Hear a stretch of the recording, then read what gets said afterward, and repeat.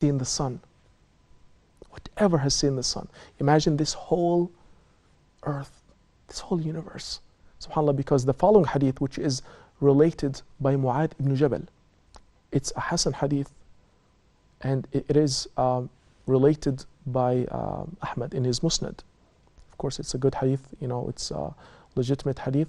According to the scholars of hadith, they said it is considered to be Hasan, which means good hadith, meaning, in other words, authentic, right? So here, the Prophet of Allah ﷺ made it so clear this time by saying, for Allah to guide through you, لَأَن يَهْدِيَ اللَّهُ بِكَ رَجُلًا وَاحِدًا خَيْرٌ لَكَ مِنَ الدُّنْيَا وَمَا فِيهَا. Subhanak ya Rabb.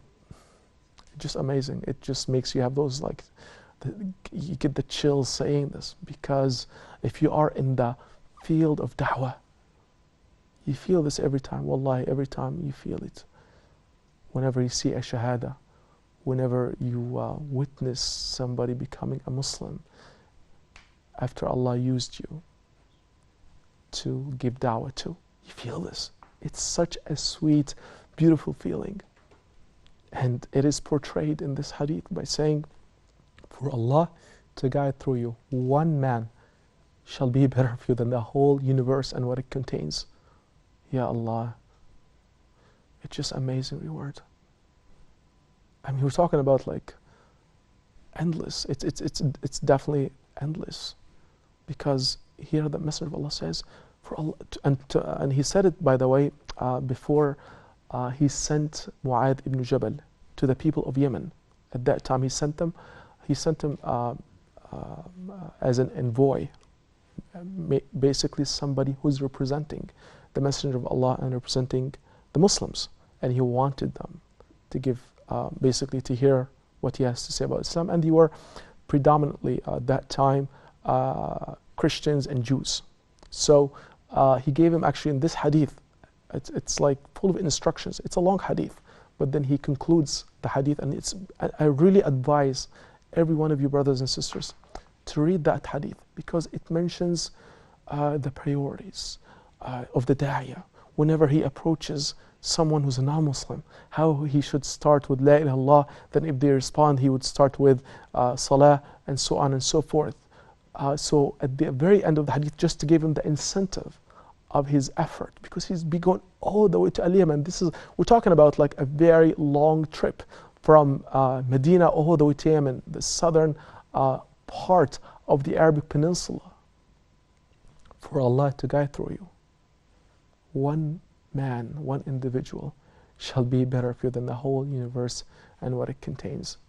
So, brothers and sisters, in a nutshell, here we spoke about the virtue of da'wah. And for some people, they may have, a question that is definitely right now just on their mind.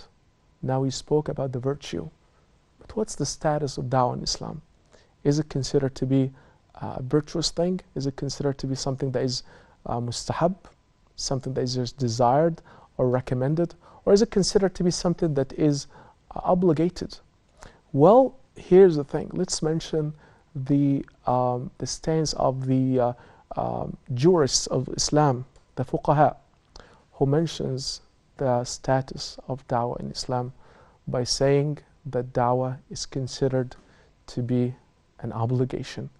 Yes, my dear brother, yes, my dear sister, da'wah is considered to be an obligation upon this ummah. And some people may wonder, what's your evidence? Where did you get this from? Why are you saying it's an obligation? Well, let me tell you. The scholars have two different opinions. Each of them says it's an obligation. The first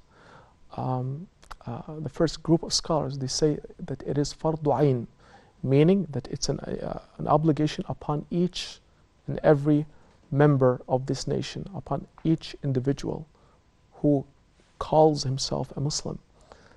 Yet the other group of scholars, they say that da'wah is fardu kifaya. Fardu kifaya means a collective obligation. It means that it is an obligation upon the Muslim community, the Muslim ummah. So according to the second group, who says that it is a collective obligation.